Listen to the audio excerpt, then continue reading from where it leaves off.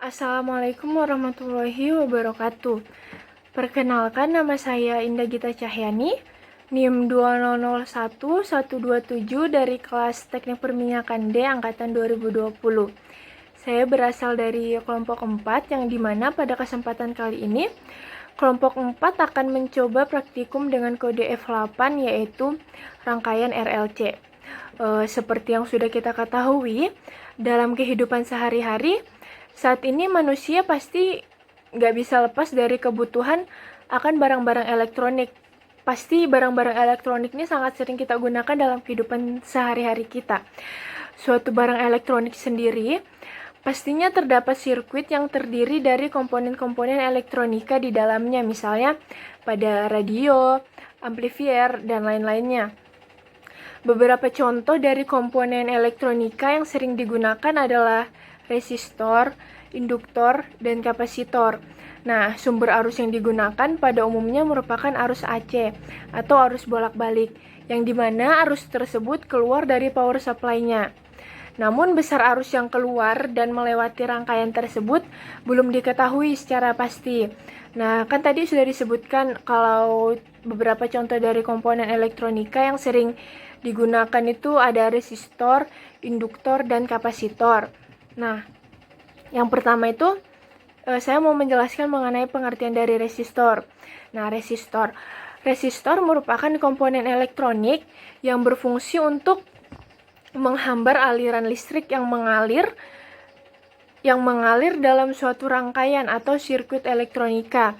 Nah, sesuai dengan namanya, resistor memiliki sifat resis, yaitu sifat menghambat. Nah, sedangkan induktor adalah salah satu komponen yang cara kerjanya itu berdasarkan dengan induksi magnet. Nah, induktor itu biasa disebut juga dengan spool terbuat dari bahan kawat beremail tipis. Nah, induktor itu dibuat dari bahan tembaga dan diberi simbol L dengan satuannya Henry dan biasa disingkat dengan H. Nah, resistor, induktor, dan yang terakhir adalah kapasitor.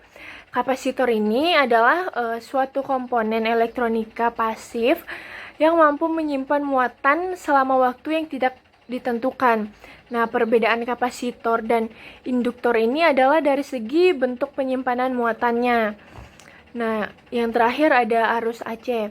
Arus AC ini merupakan arus listrik yang naik dari 0 hingga maksimum dalam satu arah, kemudian turun lagi ke 0 lagi, kemudian naik lagi hingga maksimum dalam arah yang berlawanan, dan kemudian siklusnya berulang-ulang. Jadi arus AC ini merupakan arus yang bolak-balik. Selanjutnya saya akan menjelaskan mengenai tujuan dari dilaksanakan praktikum ini. Pada praktikum rangkaian seri RLC arus bolak-balik ini mempunyai 3 tujuan. Nah, tujuan yang pertama itu menentukan nilai impedansi pada simulasi rangkaian RLC seri. Tujuan yang kedua, menentukan nilai arus maksimum pada simulasi rangkaian RLC seri. Dan tujuan yang ketiga adalah menentukan nilai tegangan pada resistor, induktor, dan kapasitor pada simulasi rangkaian RLC seri. Nah, prinsip dari praktikum ini adalah prinsip arus AC atau arus bolak-balik. Rangkaian seri RLC ini pada arus bolak-balik terdiri dari resistor dengan lambang R, induktor dengan lambang L, dan kapasitor dengan lambang C. Yang dimana ketiga tersebut dihubungkan dengan sumber tegangan AC dan disusun secara seri. Hambatan yang dihasilkan oleh resistor itu disebut resistansi. Hambatan yang dihasilkan oleh induktor disebut reaktansi induktif atau dengan lambang XL, dan hambatan yang dihasilkan oleh kapasitor itu disebut dengan reaktansi kapasitif atau dengan lambang XC. Nah, ketiga besar hambatan tersebut digabungkan maka disebut dengan impedansi atau dengan lambang Z atau biasa disebut juga dengan hambatan total. Nah, setelah tadi kan udah dijelasin mengenai rangkaian RLC itu apa, seperti apa untuk rangkaian RLC, pengertian dari kapasitor, induktor, dan resistor. Terus juga udah dijelasin dari tujuan dari dilaksanakan praktikumnya ini. Nah, selanjutnya kita ini akan mencoba metode dalam praktikumnya, yaitu kita melalui simulasi PET. Nah, langsung saja kita lihat untuk simulasi PET-nya dengan video selanjutnya. Yang pertama-tama, kita buka aplikasi untuk memulai simulasinya. Lalu kita atur nilai-nilai variabelnya, kita buat rangkaiannya juga. Nah, setelah kita buat rangkaiannya, kita atur nilai variabelnya. Di situ ada hambatan pada restansinya ada 10 ohm, induktansinya ada 10 Henry, kapasitansinya ada 0,05 farad. Dan kita lihat di sini yang terakhir, kita tunggu dulu. Kita stopkan. Nah, di sini kita lihat tegangannya, tegangan maksimumnya 1 volt. Lalu kita ubah ke frekuensi, frekuensinya ada 2 Hz. Dan yang terakhir kita lihat hambatan dalamnya. Nah, hambatan dalamnya itu ada 0. Nah, selanjutnya kita mencari hubungan antara tegangan maksimum dan arus maksimum. Kita menggunakan cara grafik arus ya. Nah, kita setting dulu. Kita hubungkan semuanya. Nah, untuk tegangan yang pertama kita tegangan 1, kita lihat. Kita perbesar aja ya karena nggak kelihatan. Itu ditunggu dulu sampai stabil, baru kita bisa ambil nilainya. Tunggu. Nah, sudah mulai stabil, kita stopkan. Nah, kita lihat nilainya. Di situ nilainya 0,005 kita catat. Lalu kita ubah dengan lanjut ke tegangan yang kedua. Nah, kita lanjut tegangan kedua, selesai. Oke, kita mulai lagi. Ya, ini kita jauhin ya karena nggak kelihatan dia nilainya. Tunggu sampai stabil, baru kita lihat nilainya berapa. Ya, ini udah mulai stabil. Tunggu agak stabil.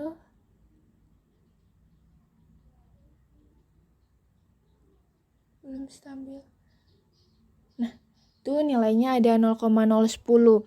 Nah, nanti seterusnya bakal dicoba kayak begitu terus hubungan antara tegangan maksimumnya dengan arus maksimumnya sampai ke tegangan yang ke 25, seterusnya bakal kayak begitu terus.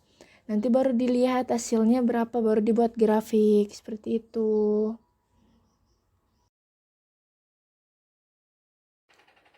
Nah, setelah kita sudah mencari variabel dari tegangan yang ada, kan kita mencari variabel tuh dari tegangan 1 sampai tegangan ke 25 kan. Nah, jadi itu kita catat setiap hasil dari tegangannya. Tadi kan sudah kita dapat dari tegangan 1 hasil berapa, tegangan 2 hasilnya berapa. Nah, itu kita cari sampai dengan tegangan 25. Ketika kita sudah mendapat semua variabel dari tegangan tersebut, kita selanjutnya membuat grafik. Nah, grafik ini cara membuatnya kita membuka Excel. Kita buka Excel, pertama kita masukin tuh nilai-nilai variabel yang tegangannya itu 1 sampai 25, terus tuh arusnya nilai dari tegangan tersebut. Nah, setelah itu kita insert, kita cari scatter. Nah, kita buat tuh, kita pilih grafik mana yang mau kita pakai. Nah, setelah grafik tersebut sudah kita pilih, kita select data, kita masukkan data yang dimana series X itu sebagai arus dan series Y sebagai tegangan. Nah, ini kita blok series X-nya, kita masukkan di blok series X, terus yang untuk yang tegangan kita blok juga, kita masukin ke kolom yang series Y. Nah, baru kita okekan. Nah, di situ nanti bakal kelihatan bentuk dari grafik yang kita buat itu dari hasil tegangan 25 itu seperti apa grafik yang terbentuk. Seperti itu untuk pembuatan grafik. Nah, yang terakhir di sini ada kesimpulan.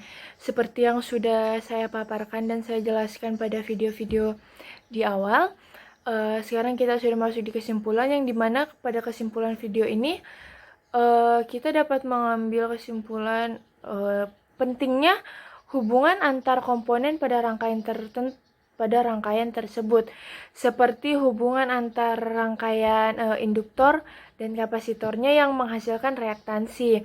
Nah, hubungan antar variabel yang dihasilkan itu contohnya ada variabel kapasitansi dan variabel induktansi. Nah, variabel kapasitansi dan variabel induktansi itu sangat penting untuk mencari nilai reaktansi atau hambatan yang dihasilkan. Nah, hal-hal lain yang mempengaruhi hambatan, salah satunya itu yang paling berpengaruh adalah frekuensi tegangan. Kenapa? Kenapa frekuensi tegangan itu dikatakan sangat berpengaruh? Nah, karena frekuensi tegangan itu dia mempunyai peran yang sangat penting, yang dimana di satu sisi frekuensi tegangan itu jika frekuensi tersebut tidak konsisten atau jika frekuensi tegangan tersebut tidak mempunyai nilai yang pasti, nilai yang tetap, yang selalu berubah-ubah, maka itu semua akan merubah keseluruhan nilai yang akan dihitung. Nah, contoh nilai yang dihitung yang akan berubah itu seperti nilai reaktansi, impedansi, dan arus maksimum yang dihasilkan itu akan berubah semua jika tegangan frekuensinya itu tidak konsisten atau selalu berubah-ubah. Mungkin itu saja yang dapat saya sampaikan dalam praktikum rangkaian RLC dengan kode F8 ini. Kurang dan lebihnya saya mohon maaf. Saya akhiri. Wassalamualaikum warahmatullahi wabarakatuh.